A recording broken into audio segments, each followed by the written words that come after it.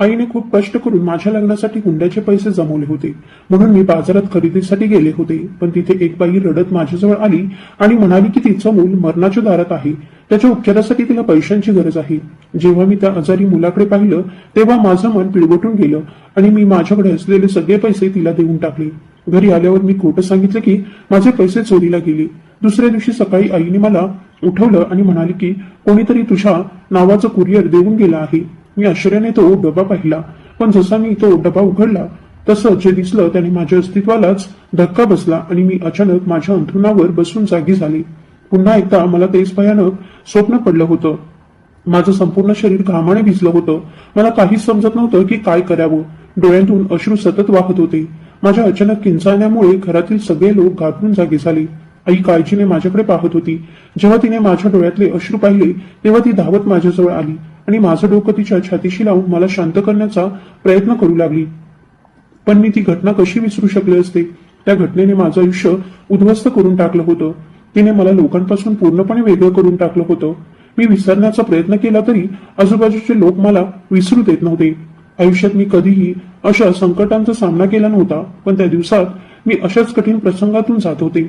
मी रडत आईला म्हटलं, फक्त माझ्याच बाबतीत असं का घडलं? मी अशी कोणती चूक केली होती की मला इतकी मोठी शिक्षा मिळाली? मी आईसमोर बसून तक्रारी आणि प्रश्न मांडत होते. आईने लगेच माझ्या डोक्यावर हात ठेवला आणि म्हणाली, अगं वेडे मुली, असं बोलू नकोस. आयुष्य नेहमी सोपं नसतं, ते अनेकदा फार कठीण असतं. जर तू अशाच छोट्या छोट्या गोष्टींवर रडत राहिलीस तर तुला आयुष्य जगणं खूप अवघड होईल. लोक तुला चिडून निघून जातील आणि तू मात्र तिथेच बसून रडत राहशील आणि सतत हाच प्रश्न विचारत राहशील की माझ्या बरोबरच असं का झालं? हे प्रश्न सोडून पुढे जाणं शिक. उत्तर शोधण्याचा प्रयत्न करू नकोस, कारण त्यातून तुला फक्त वेदनाच मिळतील. नेहमीप्रमाणे आई मला समजावत होती, पण तिच्या सगळ्या गोष्टी मला जणू डोक्यावरूनच जात होत्या. मी एक खोल श्वास घेतला आणि आईला म्हटलं, जर तुम्ही ते सगळं सहन केलं असतं जे मी सहन केलं आहे तर मला खात्री आहे की तुमची अवस्था माझ्यापेक्षा वाईट झाली असती. तुम्ही कधीही मला इतकं सगळं सहन करण्याचा सल्ला दिला नसता. माझं बोलणं ऐकून आई पूर्णपणे शांत झाली. तिच्या चेहऱ्यावर एक वेगळीच वेदना उमटली होती. जणू माझ्या शब्दांनी तिच्या मनालाही खोलवर जखम केली होती. जणू त्यांच्याजवळ शब्दच उरले नव्हते. 2-3 वेळा त्यांनी काही बोलण्याचा प्रयत्न केला, पण तोंड उघडलं तरी एकही शब्द बाहेर आला नाही. शेवटी त्यांनी हळू आवाजात सांगितलं, चल, आत्ता या गोष्टी बोलण्याची वेळ नाही.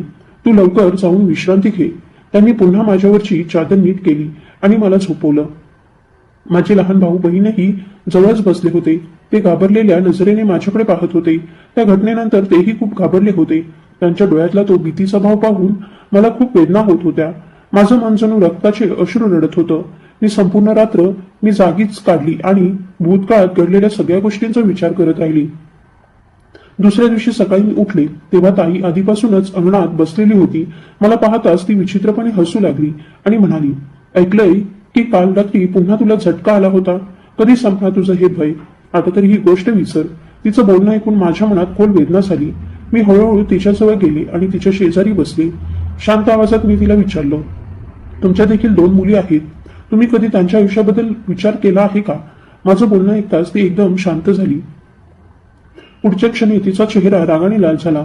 ती माझ्यावर हात उचलणार इतक्यात मी तिचा हात पकडला, कारण तिच्या प्रत्येक माराची मला आधीच सवय झाली होती.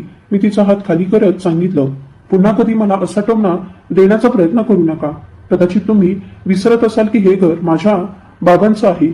मी अजून काही बोलण्याआधीच अचानक कोणीतरी माझे केस जोरात ओढल्यासारखं वाटलं. मी डोकं वर केलं आणि आश्चर्याने माझे डोळे मोठे झाले. तो माणूस दुसरा कोणी नव्हता तर माझे वडील होते. त्या क्षणी ते प्रचंड रागाने माझ्याकडे पाहत होते. पुढच्या क्षणी त्यांनी माझ्यावर थपडा मारायला सुरुवात केली आणि रागाने ओरडत म्हणाली, तुझी हिंमत कशी झाली तुझ्या ताईशी अशा आवाजात बोलायची? मी तुझं संगोपन यासाठी केलं होतं का की तू प्रत्येकाशी उद्धटपणे वागशील? माझ्या मनाला फार खोल वेदना होत होत्या आणि त्या क्षणाक्षणाला वाढतच होत्या. मी रडत त्यांना म्हणाले, माझी अशी कोणती चूक आहे ज्यासाठी सगळे मला इतकी मोठी शिक्षा देत आहात? जे काही घडलं त्यात माझा काहीच दोष नव्हता. मला तर कोणत्याच गोष्टीची कल्पना नव्हती. मी तेच केलं होतं जे करण्यासाठी तुम्ही मला सांगितलं होतं.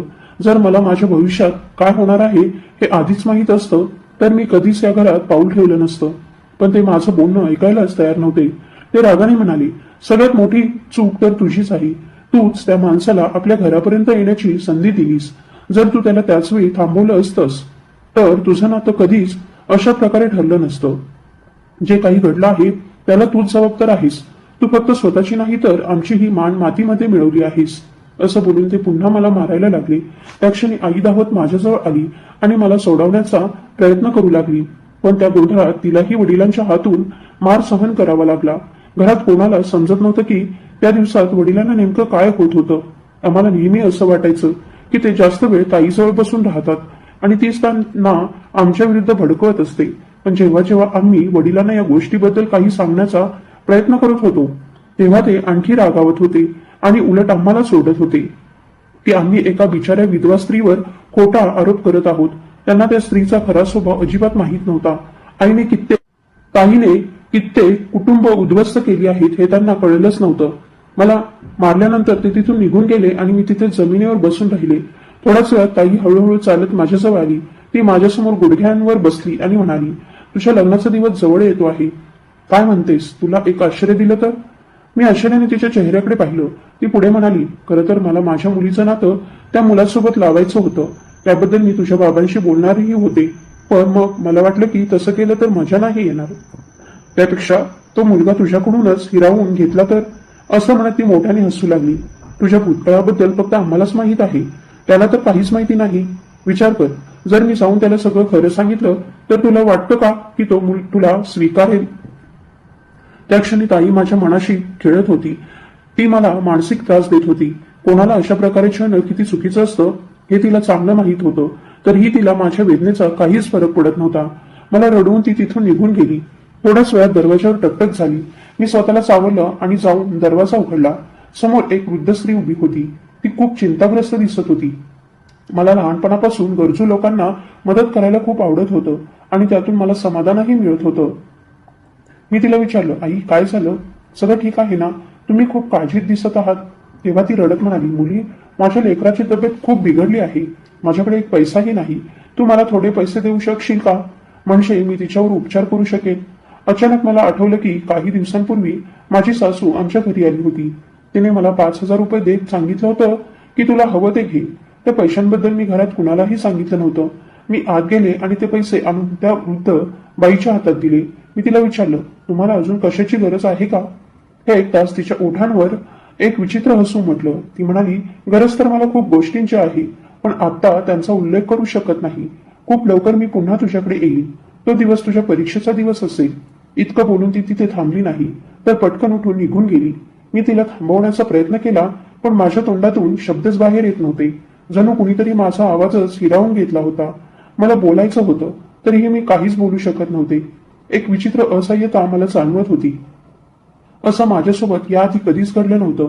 ती बाई नजरेआड होताच अचानक माझ्या शरीराला एक जोराचा धक्का बसल्यासारखं वाटलं आणि मी गुडघ्यावर जमिनीवर बसले. मी जोरात श्वास घेत होते आणि स्वतःला सावरण्याचा प्रयत्न करत होते. अचानक साक्षी तिथे आली. माझी ही अवस्था पाहून तिच्या चेहऱ्यावर हलकंसं हसू उमटलं. ती म्हणाली, बहुतेक तुला पुन्हा तुझ्या जुन्या दिवसांची आठवण झाली आहे. तुझा भूतकाळच इतका वेदनादायक आहे की तो विसरणं कठीणच नाही तर अशक्यच आहे. माझ्या डोळ्यातून अश्रू वेगाने वाहू लागले. मी पुन्हा त्या भूतकाळात हरवून गेले, जो माझ्या आयुष्यातला सर्वात वेदनादायक भाग होता आणि ज्याला विसरणं माझ्यासाठी अशक्यच होतं. कधी कधी मला असं वाटत होतं की जरी मी नव्या आयुष्याची सुरुवात केली तरीही त्या भूतकाळाच्या सावल्यांपासून मी कधीच पूर्णपणे मुक्त होऊ शकणार नाही. आजपासून 3 वर्षांपूर्वी मी खूप आनंदाने माझं आयुष्य जगत होते. माझ्या आयुष्यात कोणतीही अडचण किंवा दुःख नव्हतं. मी घरातली सगळ्यात मोठी आणि सगळ्यांची लाडकी मुलगी होते. माझी प्रत्येक इच्छा मी बोलण्याआधीच पूर्ण होत होती. आई मला प्रेम करताना कधी थकतच नव्हती. माझे लहान भाऊ बहीणही नेहमी माझ्याभोवती फिरत असत. वडिलांच्या ओठांवरही सतत माझ्याच गोष्टी असत. पण हे सगळं तेव्हापर्यंत होतं जोपर्यंत ताई आमच्या घरात आली नव्हती. भाऊजींचं निधन झाल्यावर ताई तिच्या कुटुंबासोबत आमच्या घरी राहायला आली. सुरुवातीला आम्हाला तिच्यामुळे काहीच अडचण नव्हती. आईनेही मनापासून तिचं स्वागत केलं होतं, कारण एक काळ असा होता की त्या दोघी खूप चांगल्या मैत्रिणी होत्या. पण आता ताई पूर्वीसारखी राहिली नव्हती. तिचं कामच जणू घरात भांडणं आणि कलह निर्माण करणं होतं. ती छोट्या छोट्या गोष्टी मोठ्या करून वडिलांसमोर मांडत होती. वडील आपल्या मोठ्या भावाच्या पत्नीचा खूप मान करत होते आणि म्हणूनच तिला घरात आणताना त्यांना वाटलं होतं की तिला कोणतीही अडचण होऊ नये. पण रोजच्या वादांमुळे ती स्वतःही खूप त्रस्त होऊ लागले होते. माझ्या आयुष्यातील 18 वर्षात घरात कधीच भांडण झालं नव्हतं. आई आणि बाबा दोघंही शांतपणे आयुष्य जगत होते. पण त्या बाईच्या येण्यापासून सगळंच बदललं. जणू घरातील सगळा आनंद नाहीसा झाला होता. हळूहळू मला समजू लागलं होतं की ती बाई इथे शांततेने राहण्यासाठी आलेली नव्हती, तर घरात फूट पाडण्यासाठीच आली होती. अजून 1 वर्ष गेलं आणि ताईने पुन्हा एक नवा गोंधळ उभा केला. ती म्हणाली, श्रुतीच्या लग्नाची वेळ झाली आहे. तुम्ही लोक तिच्याकडे लक्ष का देत नाही? त्यावेळी माझं वय फक्त 19 वर्षांचं होतं आणि ताईची स्वतःची मोठी मुलगी 22 वर्षांची होती. तिचं बोलणं ऐकून मला खूप राग आला. माझ्या मनात आलं की तिला स्पष्ट सांगावं, माझी चिंता करण्याची तुम्हाला काही गरज नाही. त्यापेक्षा तुमच्या मुलीच्या आयुष्याबद्दल विचार करा. पण मी काहीच बोलू शकले नाही, कारण बाबांसमोर मला शांत राहावं लागलं. ताईचं बोलणं ऐकून बाबा देखील लगेच म्हणाली, मीही याच विचारात होतो की तिचं लग्न लवकर करून टाकावं. आता तुम्ही ही गोष्ट काढलीच आहे, तर तुम्हीच तिच्यासाठी मुलगा पाहायला सुरुवात करा. सरलाताईंकडून मला काही अपेक्षा नाही, असं म्हणताना त्यांनी आईकडे एक कटाक्ष टाकला. बाबांचं बोलणं ऐकून माझं मन खूप दुखावलं. मी त्यांना म्हणाले, तुम्ही काय बोलत आहात? तुम्हाला माहित आहे की मला पुढे शिक्षण घ्यायचं आहे. मग तुम्ही माझ्या लग्नाची चर्चा कशी करू शकता? आई देखील या गोष्टीच्या विरोधात होती. तिला माझा स्वभाव चांगला माहीत होता. तिला माहीत होतं की मी अजून इतकी परिपक्व नाही की घरच्या सगळ्या जबाबदाऱ्या सांभाळू शकेल. पण बाबांसमोर तीही काही बोलू शकली नाही. नेहमीप्रमाणे बाबांनी स्वतःचा निर्णय लादला आणि सगळा विषय ताईच्या हातात दिला. ताईला तर जणू माझं आयुष्य उद्ध्वस्त करण्याची संधीच मिळाली. तिने असा मुलगा निवडला जो माझ्यासाठी अजिबात योग्य नव्हता. त्याच्या कुटुंबाबद्दलही आम्हाला काहीच माहिती नव्हती. ही गोष्ट जेव्हा बाबांना कळली तेव्हा ते खूप रागावले. शेवटी मी त्यांची मोठी मुलगी होते. ते माझं लग्न अशा अनोळखी माणसाशी सहज होऊ देऊ शकत नव्हते. ताईलाही समजलं की घरचे लोक इतकेही भोळे नाहीत जितके ती समजत होती. तेवढ्यात अचानक बाबांच्या एका मित्राच्या घरातून माझ्यासाठी एक प्रस्ताव आला. तो मुलगा वैद्यकीय क्षेत्रात होता आणि दिसायलाही खूप देखणा होता. तो खूप सक्षम माणूस होता आणि लवकरच परदेशात जाणार होता. त्याच्या कुटुंबाची इच्छा होती की त्याचं लग्न लवकर व्हावं, जेणेकरून मीही त्याच्यासोबत परदेशात जाऊ शकेन. आई आणि घरातील इतर सगळे या प्रस्तावामुळे खूप आनंदी झाली. पण ताईला ही गोष्ट अजिबात आवडली नाही. जणू तिच्या सगळ्या अपेक्षा एका क्षणात नाहीशा झाल्या होत्या. ती जेव्हा जेव्हा मला पाहायची तेव्हा रागाने आपला चेहरा दुसरीकडे वळवायची. मला समजत नव्हतं की ताईला माझ्यामुळे इतका त्रास का होत होता. जेव्हा मी आईशी ताईबद्दल बोलले तेव्हा आईने मला शांतपणे समजावलं, तू शक्यतो तिच्या समोर कमीच जा. तिची नजर खूप वाईट आहे आणि मला अजिबात नको आहे की तुझं घर बसण्याआधीच उद्ध्वस्त व्हावं. आईचं बोलणं ऐकून मी खूप घाबरले, कारण ताईच्या वाईट नजरेबद्दल घरात सगळ्यांनाच माहीत होतं. जसजसं माझ्या लग्नाचे दिवस जवळ येत होते तसतसा माझा उत्साहही वाढत होता, कारण मला लहानपणापासून परदेशात जाण्याची खूप इच्छा होती. माझं नेहमीच स्वप्न होतं की माझं लग्न परदेशात राहणाऱ्या व्यक्तीशी व्हावं. मला वाटलंच नव्हतं की इतक्या लवकर मला ही संधी मिळेल. आता शिक्षणाबद्दलची चिंता देखील कमी झाली होती, कारण मी माझ्या होणाऱ्या नवऱ्याशी एकदा बोलले होते आणि त्याने मला आश्वासन दिलं होतं की काळजी करू नकोस, तो माझा प्रवेश अमेरिकेतील एखाद्या विद्यापीठात करून देईल.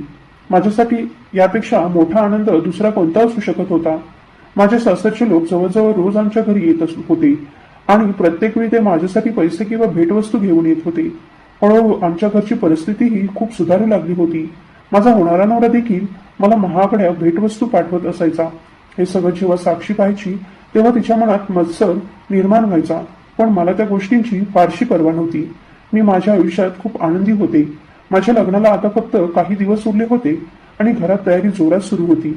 माझ्यासाठी खूप सुंदर आणि महागडं देणं तयार केलं जात होतं, कारण मी घरातली पहिली आणि सगळ्यांची लाडकी मुलगी होते. त्यामुळे बाबांनी स्पष्ट सांगितलं होतं की माझ्या देण्यात कोणत्याही गोष्टीची कमतरता राहू नये. पूर्वी मी बाबांवर थोडी नाराज होते, पण आता माझे सगळे गैरसमज दूर झाले होते. मला खात्री पटली होती की ते माझ्यावर खूप प्रेम करतात आणि माझ्या आनंदासाठी काहीही करू शकतात. एक दिवस माझ्या होणाऱ्या नवऱ्याने मला बाहेर भेटायला बोलावलं, पण मी सरळ नकार दिला. त्यावर तो खूप रागावला आणि मोठा गोंधळ घालू लागला. अगदी अशी धमकीही दिली की जर मी त्याला भेटायला गेले नाही तर तो लग्नालाच येणार नाही. हे ऐकून मला खूप राग आला. मी जाऊन आईला सगळी गोष्ट सांगितली. आईच्या कपाळावर काळजीच्या रेषा उमटल्या.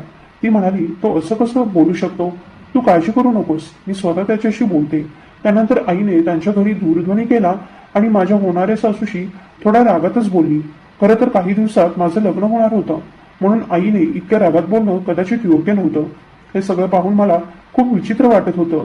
मनात कुठेतरी भीतीही निर्माण झाली होती की लग्नानंतर सासरी गेल्यावर माझ्याशी कसं वागलं जाईल. मी माझ्या होणाऱ्या नवऱ्याच्या स्वभावाला बऱ्यापैकी ओळखू लागले होते. मला कळलं होतं की तो खूप हट्टी स्वभावाचा माणूस आहे. त्याची हट्टाची गोष्ट पूर्ण होईपर्यंत तो शांत बसत नाही आणि जर कोणाशी त्याचं वैर झालं तर तो खूप कठोरपणे वागू शकतो. या सगळ्या गोष्टी मला त्याच्या बहिणीने सांगितल्या होत्या. तिने मला समजावून सांगितलं होतं की कधी नवऱ्याशी भांडण झालं किंवा अगदी छोटासा वाद झाला तरी तो घराबाहेर कुणालाही सांगू नकोस, कारण भावाला या गोष्टी अजिबात आवडत नाहीत. घरातली गोष्टी बाहेर सांगणाऱ्या स्त्रिया त्याला अजिबात पसंत नसतात. पण आता आईमुळे सगळं खूपच बिघडलं होतं. त्या सगळ्या गोष्टी मला पुन्हा पुन्हा आठवत होत्या आणि माझ्याकडे पश्चाताप करण्याव्यतिरिक्त काहीच उरलं नव्हतं. ही गोष्ट बाबांना कळताच त्यांनी मला आणि आईला खूप रागावलं. ते म्हणाले, ही काही एवढी मोठी गोष्ट नव्हती जितकी तुम्ही दोघींनी करून टाकली. आता ते लोक त्या बिचाऱ्या मुलीशी कसं वागतील कोण जाणे. हे ऐकून माझ्या मनात भीती निर्माण झाली. शेवटी लग्नाचा दिवसही आला. मी मंडपात बसले होते. तेवढ्यात मी माझ्या वराला येताना पाहिलं. मी फक्त एक क्षण त्याच्याकडे पाहिलं. खरं सांगायचं तर तो खूप देखणा दिसत होता. आमची जोडी जणू एखाद्या चित्रपटातील नायक नायिकेसारखी भासत होती. पण काही क्षणातच मला समजलं की आनंद किती पटकन नाहीसा होऊ शकतो. अजून विधी सुरूही झाले नव्हते. तेवढ्यात तो अचानक उभा राहिला आणि मोठ्या आवाजात म्हणाला, मी या मुलीशी लग्न करणार नाही. हे ऐकताच मला असं वाटलं जणू माझ्या पायाखालची जमीन सरकली. मी आश्चर्याने त्याच्याकडे पाहिलं. त्याच्या डोळ्यात प्रचंड राग दिसत होता.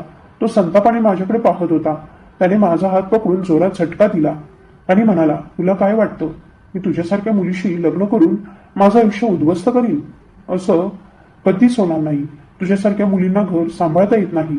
मी तुला फक्त एक छोटीशी गोष्ट सांगितली होती आणि तू संपूर्ण घरात गोंधळ घातलास. सगळ्यांना जाऊन सांगितलंस. आता मी तुला माझी पत्नी म्हणून माझ्या घरी घेऊन जाणार नाही. असं म्हणत त्याने मला जोरात मागे ढकललं. बाबा लगेच पुढे आले आणि रागाने त्याच्या डोळ्यात पाहत म्हणाले, तुझी हिंमत कशी झाली माझ्या मुलीशी असा व्यवहार करण्याची? ते दोघे अगदी माझ्याजवळ उभे होते, त्यामुळे त्यांचं बोलणं मला स्पष्ट ऐकू येत होतं. तो बाबांच्या जवळ झुकला आणि शांत पण टोमणेखोर आवाजात म्हणाला, किमान माझ्यासमोर उभं राहून इतक्या मोठ्या आवाजात बोलू नका, कारण तुमची अनेक रहस्य मला चांगली माहिती आहेत आणि ती मला तुमच्या स्वतःच्या मुलीकडून कळली आहेत. तो पुढे म्हणाला, तुम्ही तर तरुणपणी खूप रंगेल स्वभावाचे होतात असंही ऐकलं आहे.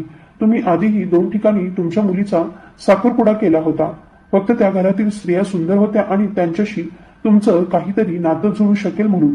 त्याचं बोलणं ऐकून मला असं वाटलं जणू कुणीतरी मला सगळ्यांसमोर उभं करून माझ्यावर थपडा मारल्या आहेत. अशी कोणतीही गोष्ट कधी घडलीच नव्हती आणि मी कधीही बाबांबद्दल असं काही बोलले नव्हते. खरं तर साखरपुडा झाल्यानंतर मी त्याच्याशी फक्त एकदाच नीट बोलले होते आणि दुसऱ्याच वेळी आमच्यात वाद झाला होता. बाबांचा चेहरा रागाने लाल झाला होता. ते काही बोलण्याच्या अवस्थेत नव्हते. ते थोडे बाजूला सरकले आणि माझा हात पकडून मला आईकडे ढकललं. रागाने ते म्हणाले, तिला इथून घेऊन जा. ही मुलगी चांगल्या घरात लग्न करण्याच्या लायकीची नाही. तिथे जमलेले सगळे लोक तमाशा पाहत होते. बाबांचं वाक्य ऐकताच त्यांनी त्याचाच आधार घेतला आणि माझी बदनामी सुरू केली. प्रत्येक जण मला दोष देत होता आणि वेगवेगळ्या गोष्टी बोलत होता. माझं मन जणू रक्ताचे अश्रू रडत होतं. मला समजत नव्हतं की मी काय करू आणि या संकटातून कसं बाहेर पडू. तेवढ्या साक्षी पुढे आली. तिने माझ्या डोळ्यात पाहिलं आणि हलकसं हसत म्हणाली, माझ्या स्वभावाबद्दल तुला चांगलंच माहीत आहे. मला जी गोष्ट आवडते ती मी मिळवूनच सोडते. मी आश्चर्याने तिच्याकडे पाहिलं. ती हसत माझ्या होणाऱ्या नवऱ्याकडे बोट दाखवत म्हणाली, थोडं इथेच थांब. तुला सगळी सत्यता स्वतःच कळेल. मला तिथून जायचं होतं पण माझे पाय जणू जागेवरच केले होते. आईही माझ्याजवळ उभी होती. आम्ही दोघीही आश्चर्याने तिथे घडणाऱ्या सगळ्या गोष्टी पाहत होतो आणि नेमकं काय चाललं आहे हे समजून घेण्याचा प्रयत्न करत होतो. थोड्या वेळाने माझा होणारा नवरा पुढे आला. त्याने साक्षीचा हात पकडला आणि म्हणाला, मी या मुलीला माझ्या आयुष्यात स्थान द्यायचं ठरवलं आहे. काश ती मला आधीच भेटली असती तर मी कधीच श्रुतीसाठी प्रस्ताव पाठवला नसता. मी आत्ता आणि इथेच साक्षीशी लग्न करणार आहे. कोणाला काही आक्षेप असेल तर समोर येऊन सांगू शकता. हे ऐकताच ताई खूप आनंदी झाली. ती लगेच म्हणाली, अरे नाही नाही, कोणाला काहीच अडचण नाही. उलट आम्हाला तर आनंदच आहे की तू आमच्या घरातीलच मुलीशी लग्न करतो आहेस. काय भाऊ, मी बरोबर बोलते ना? असं म्हणत तिने बाबांकडे पाहिलं. पण बाबा तिथे थांबले नाहीत. ते रागाने तिथून वेगाने बाहेर निघून गेले. माझ्यासाठीही तिथे थांबणं अशक्य झालं होतं. मी आईचा हात धरला आणि तिच्यासोबत तिथून बाहेर आले. माझ्या डोळ्यातून सतत अश्रू वाहत होते. आम्ही घरी पोहोचलो तेव्हा बाबा आधीच तिथे होते. मला पाहताच ते रागाने उभे राहिले. त्यांनी माझा हात पकडून जोरात ओढलं आणि म्हणाले, तुला तुझ्या बाबाबद्दल अशा गोष्टी बोलताना अजिबात लाज वाटली नाही का? मी लगेच डोकं हलवत नकार दिला आणि रडत म्हणाले, हे सगळं खोटं आहे. मी असं काहीही बोलले नाही. पण माझं बोलणं ऐकण्याऐवजी ते आईवरच संतापले. रागाने ते म्हणाले, मी कधी विचारही केला नव्हता की तू इतकी विश्वासघातकी निघशील. अशा गोष्टी लोक आपल्या मुलांपासून लपवून ठेवतात आणि तू हे सगळं तिलाच सांगितलं. मग ही पुढे आपल्या होणाऱ्या नवऱ्याला सांगत फिरत होती. तुला काय वाटलं होतं? अशा गोष्टी सांगून तू त्याच्या मनात जागा मिळवशील. अशा स्वभावाच्या स्त्रियांचा शेवट नेहमी वाईटच होतो. पुरुषांना अशा स्त्रिया अजिबात आवडत नाहीत. त्यांना असं वाटतं की जी दुसऱ्यांचं रहस्य उघड करू शकते ती एक दिवस त्यांचंही रहस्य उघड करेल. बाबा आमच्यावर खूप नाराज झाले होते. ते निघून गेल्यावर मी रडत आईजवळ गेले आणि म्हणाले की मला या गोष्टीबद्दल काहीच माहीत नव्हतं. आईने मला मिठीत घेतलं आणि शांत आवाजात म्हणाली, मला माहीत आहे की यात तुझी काहीच चूक नाही. हे सगळं तुझ्या ताईचं कारस्थान आहे. नक्कीच तिनेच तिच्या मुलीला हे सगळं सांगितलं असणार. आई पुढे म्हणाली, मी काही दिवसांपासून साक्षीच्या हालचालींकडे लक्ष देत होते. ती तुझ्या होणाऱ्या सासूभोवती खूपच फिरू लागली होती. तिने माझ्याकडून तुझ्या होणाऱ्या नवऱ्याचा दूरध्वनी क्रमांकही घेतला होता. मी कारण विचारलं तेव्हा तिने टाळाटाळ केली. त्यानंतर मी तिला अनेकदा दूरध्वनीवर बोलण्यात गुंतलेली पाहिलं, पण ती नेमकं काय करत आहे याची मला खात्री नव्हती, म्हणून मी काही बोलू शकले नाही. आईने मला पुन्हा समजावत सांगितलं, या सगळ्या गोष्टींची जास्त चिंता करू नकोस. त्याकडे जास्त लक्ष देऊ नकोस. प्रत्येकाला आपल्या कर्माचं फळ मिळतंच. पण माझ्यात संयम उरला नव्हता. ज्याच्यासोबत संपूर्ण आयुष्य घालवण्याची मी स्वप्न पाहिली होती तोच माणूस सगळ्यांसमोर मला सोडून त्या मुलीसोबत निघून गेला होता, जी लहानपणापासूनच माझी शत्रू होती. लग्नानंतर लगेचच तिचा निरोप झाला आणि ती कायमची सासरी निघून गेली. तिच्या जाण्यानंतर घरात थोडी शांतता आली, पण माझ्या आणि बाबांमधील दरी कमी होत नव्हती. तरीही ताईने माझं आयुष्य आणखी कठीण करण्याचं काहीही सोडलं नाही. थोड्या दिवसांनी ती माझ्यासाठी आणखी एक नातं घेऊन आली. यावेळी तर बाबांना जणू काही करून मला घरातून पाठवून द्यायचंच होतं. त्यांनी जास्त विचार न करता लगेच होकार दिला. मी खूप रडले. त्यांना समजावण्याचा प्रयत्न केला, पण कुणीही माझं ऐकलं नाही. शेवटी माझं लग्न माझ्यापेक्षा खूप मोठ्या वयाच्या माणसाशी ठरवलं गेलं. पहिल्यांदा तो माणूस आमच्या घरी आला तेव्हा तो मला विचित्र नजरेने पाहत होता. त्याच्याजवळ बसतानाही मला भीती वाटत होती. त्याचे डोळे लाल होते आणि तो एखाद्या नशेच्या आहारी गेलेला माणूस वाटत होता. मी बाबांशी या गोष्टीबद्दल बोलले तेव्हा त्यांनी मला रागाने सुनावलं, तुझ्यासारख्या मुलींसाठी असेच प्रस्ताव येतात. तुला काय वाटतं, इतक्या बदनामीनंतर तुझ्यासाठी कुणी राजासारखा वर घेऊन येईल? हा फक्त तुझा गैरसमज आहे. असं म्हणून बाबांनी विषय तिथेच संपवला आणि मला पुढे काही बोलण्याची संधीच दिली नाही. शेवटी माझं त्याच्याशी लग्न झालं आणि मी त्याच्या घरी गेले. खोलीत बसून थोडाच वेळ झाला होता. तेवढ्यात अचानक दरवाजावर टकटक झाली आणि एक अनोळखी माणूस आत आला. त्याने मागून लाथ मारून दरवाजा बंद केला. माझ्या खोलीत एक अनोळखी माणूस पाहताच मला लगेच एखादा मोठा अनर्थ घडणार असल्याची जाणीव झाली. मी घाबरलेल्या आवाजात विचारलं, तू कोण आहेस आणि इथे काय करतो आहेस? तो मोठ्याने हसू लागला आणि म्हणाला, अगं मी तुझा प्रेमी आहे आणि तुझ्या नवऱ्यानेच मला इथे पाठवलं आहे तुझ्या सौंदर्याचं कौतुक करण्यासाठी. असं बोलून त्याने पैशांची जाड गड्डी माझ्यासमोर फेकली आणि म्हणाला, हे घे, तूही ठेव. हे तुझ्या कामाला येतील. तुझ्या नवऱ्याला मी याच्या दुप्पट पैसे आधीच दिले आहेत, फक्त तुझ्या सौंदर्याचं कौतुक करण्यासाठी.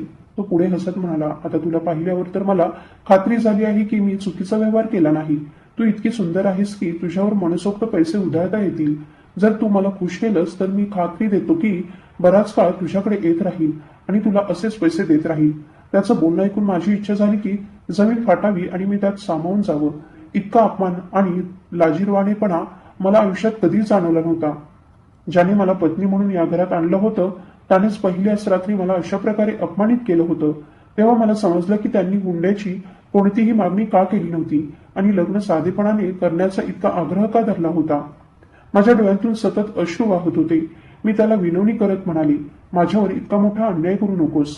तो पुन्हा हसला आणि म्हणाला, मी तुझ्यावर काहीही अन्याय करत नाही. मी तुझ्या नवऱ्याच्या परवानगीनेच इथे आलो आहे. त्याला काही अडचण नाही तर तुलाही नसावी. चांगल्या पत्नी त्या असतात ज्या नवऱ्याचं प्रत्येक बोलणं मानतात. असं म्हणत तो झपाट्याने माझ्याकडे येऊ लागला. माझा हात जवळ ठेवलेल्या फुलदाणीकडे गेला आणि मी ती घट्ट पकडली. तो मला स्पर्श करण्याआधीच मी ती फुलदाणी उचलून जोरात त्याच्या डोक्यावर आपटली. तो वेदनेने ओरडू लागला. एक क्षणही न तवडता मी पटकन खोलीबाहेर धाव घेतली आणि मोठ्याने ओरडू लागले, त्याचं घर खूप एकांत जागी होतं आणि वस्ती थोडी दूर होती. अचानक मला जाणवलं की कोणीतरी माझ्या मागे येऊन उभा आहे. माझा श्वास जणू थांबला. हृदयाची धडधडही क्षणभर थांबल्यासारखी झाली. माझं संपूर्ण शरीर जणू गोठून गेलं. मागे वळून पाहण्याचंही धाडस माझ्यात उरलं नव्हतं. थोडं धैर्य गोळा करून मी मागे वळून पाहिलं. तिथे एक तरुण उभा होता.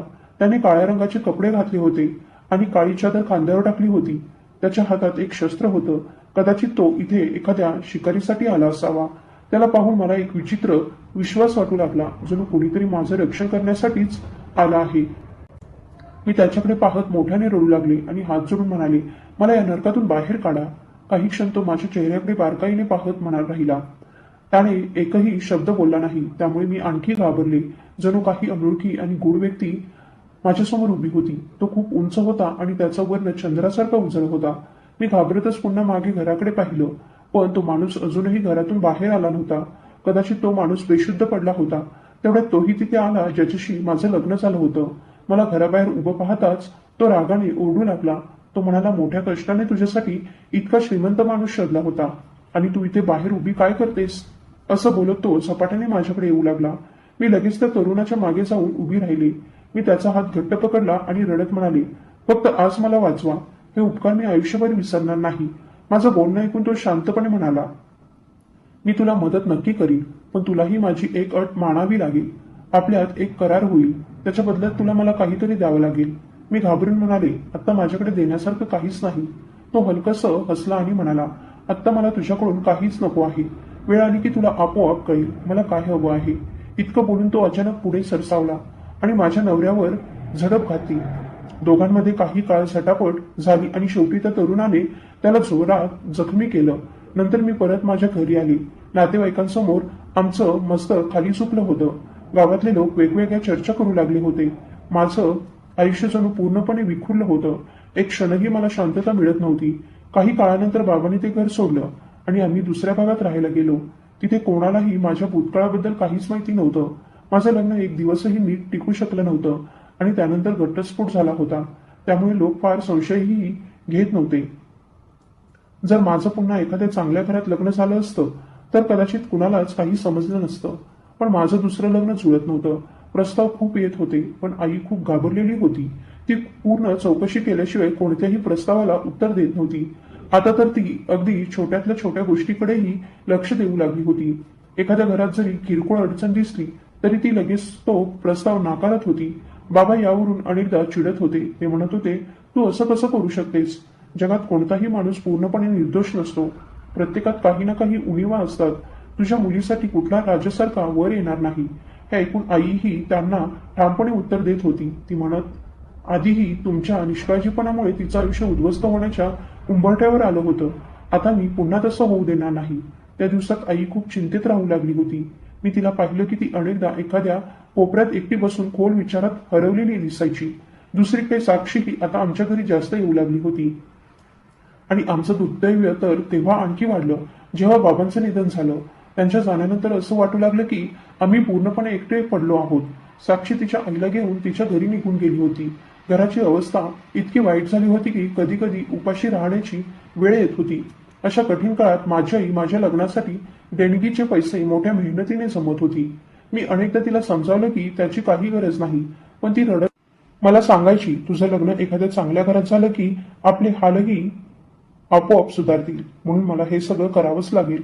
आई दुसऱ्यांच्या घरी काम करायची आणि त्याशिवाय लोकांचे कपडेही शिवायची. तिची अवस्था पाहून माझं मन तुटून जायचं. आई अशी स्त्री होती की जिने आयुष्याचा मोठा भाग सुखात आणि ऐशोआरामात घालवला होता. ती बाबांची खूप लाडकी पत्नी होती. कधी कधी त्यांच्यात वादही व्हायचे, पण तरीही दोघेही एकमेकांचा खूप मान ठेवायचे. हे सगळं तोपर्यंत चालू होतं जोपर्यंत ताईचा हस्तक्षेप घरात सुरू झाला नव्हता. तिच्या येण्यापासूनच घरच्या नात्यांमध्ये तडे पडायला सुरुवात झाली होती. काही काळानंतर एका चांगल्या घरातून माझ्यासाठी प्रस्ताव आला. ते लोक शहरातील चांगल्या भागात राहत होते. मुलगा शासकीय नोकरीत होता, पण त्याची आई फार लोभी स्वभावाची होती. तिने स्पष्ट सांगितलं होतं की भरपूर हुंडा मिळाला तरच ते लग्न करतील. यामुळे आई आणखी जास्त मेहनत करू लागली. एक दिवस मी बाजारात खरेदीसाठी घराबाहेर पडले. वाटेत माझ्या मैत्रीण राधाच्या घरीही जाण्याचा विचार केला होता. तेवढ्यात अचानक एक स्त्री धावत माझ्याकडे आली. मी तिला ओळखलं. तीच ती स्त्री होती जी यापूर्वी एकदा आमच्या घरी आली होती. ती खूप घाबरलेली होती आणि रडत मला सांगू लागली की तिच्या मुलाची तब्येत खूप बिघडली आहे आणि उपचारासाठी तिला तातडीने पैशांची गरज आहे. उपचार झाले नाही तर तिचं मूल मरेल असं ती म्हणत होती. तिचं बोलणं ऐकून मी खूप घाबरले. त्यावेळी माझ्याकडे तेच पैसे होते जे आईने खूप कष्टाने हुंड्यासाठी जमवले होते. तिने मला ते पैसे जपून ठेवायला वारंवार सांगितलं होतं, पण त्या स्त्रीची असह्य अवस्था पाहून माझ्या मनात काय आलं कोण जाणे. मी ते सगळे पैसे तिच्या हातात ठेवले. ती मला खूप आशीर्वाद देत तिथून निघून गेली. आता माझ्याकडे बाजारात थांबण्याचं काही कारण उरलं नव्हतं, म्हणून मी शांतपणे घरी परत आले. मला इतक्या लवकर आणि रिकाम्या हाताने परतताना पाहून आई घाबरली आणि विचारू लागली, अगं श्रुती, इतक्या लवकर कशी परत आलीस? तुला आज खरेदी करायची नव्हती का? आईचं बोलणं ऐकताच माझ्या डोळ्यात पाणी आलं. मी रडत म्हणाले, आई, ते सगळे पैसे चोरीला गेले. माझं बोलणं ऐकताच तिने घाबरून छातीवर हात ठेवला आणि म्हणाली, अगं हे कसं झालं? इतके पैसे कसे काय चोरीला गेले? मी डोकं खाली घालून म्हणाले, मला काहीच माहिती नाही. कोणीतरी ते घेतले असावेत. काही वेळ आई पूर्ण शांत बसून राहिली. नंतर ती पुन्हा बोलली. तेव्हा तिच्या आवाजात एक वेगळाच विश्वास होता. ती म्हणाली, घाबरायचं काही कारण नाही. मला पूर्ण विश्वास आहे की ते पैसे आपल्याकडे पुन्हा परत येतील, कारण ते पैसे मेहनत आणि प्रामाणिकपणाने कमावले होते. जर ते चुकीच्या मार्गाने मिळवलेले पैसे असते तर कोणी ते घेऊन गेले असते तरी मला इतकं वाईट वाटलं नसतं आणि ते परत मिळतील अशी आशाही ठेवली नसती. पण हे पैसे मी कष्टाने जमवले आहेत, म्हणून मला खात्री आहे की देव त्यांना कशातरी मार्गाने आपल्याकडे परत आणेल. आई पुढे म्हणाली, म्हणूनच मला पूर्ण विश्वास आहे की देव माझी मेहनत कधीही वाया जाऊ देणार नाही. असं सांगितलं आणि ती हळूहळू खोलीत आत निघून गेली. मीही शांत झाले आणि सगळं देवावर सोपवलं. मी एका असहाय्य स्त्रीला मदत केली होती, म्हणून मला खात्री होती की देवही माझी मदत करेल. मी एका आईची आर्तहाक ऐकली होती, म्हणून मला विश्वास होता की देव माझ्या आईची प्रार्थनाही नक्की ऐकेल. दुसऱ्या दिवशी माझ्या नावाने एक पार्सल आलं. मी ते उघडलं आणि आत ठेवलेलं पत्र वाचलं तेव्हा जणू माझ्या पायाखालची जमीन सरकली. त्या लिफाफ्यात एक धनादेशही होता आणि तो पूर्ण 1 कोटी रुपयांचा होता. इतकी मोठी रक्कम मी आयुष्यात कधीच पाहिली नव्हती. माझ्या तोंडून अचानक मोठी किंकाळी निघाली. माझा आवाज ऐकून आई धावत आली आणि घाबरून विचारू लागली, काय झालं श्रुती, तू अशी का ओरडतेस? मी तिला तो धनादेश दाखवला. तो पाहताच तिचीही अवस्था माझ्यासारखीच झाली. ती आश्चर्याने माझ्याकडे पाहत म्हणाली, हे तुला कोणी दिलं? तेव्हा मी तिला त्या रात्रीची सगळी घटना सांगितली. एका अनोळखी तरुणाने मला कसं वाचवलं होतं आणि माझ्या नवऱ्याच्या मित्राच्या हातून होणाऱ्या अपमानापासून कसं संरक्षण दिलं होतं. त्या माणसाने त्या रात्री मला सांगितलं होतं की तो एक दिवस पुन्हा माझ्या आयुष्यात येईल आणि मला आपल्या आयुष्याचा भाग बनवेल. त्याने मला त्याची वाट पाहायला सांगितलं होतं. त्यावेळी मला वाटलं होतं की तो कदाचित विनोद करत आहे, कारण तो खूप देखणा आणि श्रीमंत वाटत होता आणि तो माझ्याशी लग्न का करेल हे मला समजत नव्हतं. पण आज हे पत्र आणि इतका मोठा धनादेश पाहून मला खात्री झाली की तो खरंच सत्य बोलत होता. त्याच संध्याकाळी मुलाच्या घरचे लोक आले आणि त्यांनी नातं तोडलं. स्पष्ट होतं की हे सगळं मनोजनेच केलं होतं. सुमारे 1 आठवड्यातच माझं लग्न मनोजशी झालं. सगळं इतक्या वेगाने घडलं की मला नीट समजून घेण्याचाही वेळ मिळाला नाही. लग्नानंतर लगेचच तो मला आणि माझ्या घरच्यांना आपल्या मोठ्या हवेलीत घेऊन गेला. तो तिथे आपल्या आजीसोबत राहत होता. त्याच्याशिवाय त्याचा जवळचा दुसरा कोणी नातेवाईक नव्हता. तो खूप मोठ्या संपत्तीचा एकमेव वारस होता आणि त्या परिसरातील मोठा जमीनदारही होता. अशा गोष्टी मी फक्त पुस्तकात वाचल्या होत्या किंवा लोकांकडून ऐकल्या होत्या. माझ्या आयुष्यातही असा बदल होईल आणि असा माणूस माझ्या आयुष्यात येईल असा मी कधीच विचार केला नव्हता. एक दिवस मी त्याला विचारले की तो इतके दिवस कुठे होता. तेव्हा त्याने सांगितलं, माझ्यावर खोटा आरोप लावला गेला होता आणि त्यामुळे मला तुरुंगात जावं लागलं. हा आरोप माझ्या काकांच्या मुलांनी केला होता, कारण त्यांना माझी सगळी संपत्ती हडपायची होती. त्यावेळी माझा वकीलही इथे नव्हता, त्यामुळे खटला खूप काळ चालू राहिला. तो पुढे म्हणाला, आणि तुझे जे नातेसंबंध तुटले ते सगळं मीच तोडलं, कारण मी तुला दुसऱ्याची होऊ देऊ शकत नव्हतो. तो माझ्याकडे पाहत म्हणाला, माझ्या आयुष्यात पहिल्यांदाच असं घडलं होतं की एखादी मुलगी पाहताच मी तिच्यावर मनापासून प्रेम केलं आणि तिला माझ्या आयुष्याचा भाग बनवायचं ठरवलं. तो पुढे म्हणाला, मी तुझ्याशी लग्न केलं ते तुला तुझ्या भूतकाळाचे टोमणे देण्यासाठी नाही. मी तुला माझ्या आयुष्यात स्थान दिलं आहे कारण तू त्या सन्मानाची खऱ्या अर्थाने पात्र आहेस. मला माहीत आहे की तू आयुष्यात खूप दुःख सहन केलं आहेस, पण आता मी तुला वचन देतो की जोपर्यंत मी तुझ्यासोबत आहे तोपर्यंत तुझ्या आयुष्यात कोणतंही दुःख येणार नाही. तुझ्या सगळ्या अडचणी संपतील आणि आता तू फक्त माझ्या प्रेम आणि सन्मानाची हक्कदार राहशील. त्याचं बोलणं ऐकून मला त्या वृद्ध स्त्रीची आठवण झाली. तिने सांगितलं होतं की एक दिवस असा माणूस माझ्या आयुष्यात येईल जो माझी सगळी दुःख दूर करेल. आणि मला महालासारख्या घरात ठेवी. त्यावेळी तिचं बोलणं ऐकून मी फक्त हलकसं हसले होते, कारण मला वाटलं होतं की ती मला फक्त धीर देत आहे. पण आज मला जाणवलं की तिचे आशीर्वाद खरोखरच फळाला आले होते आणि देवाने माझी प्रार्थना ऐकली होती. मित्रांनो, हा व्हिडिओ आवडला असेल तर पसंती द्या आणि जास्तीत जास्त लोकांपर्यंत पोहोचवण्यासाठी शेअर करा. धन्यवाद.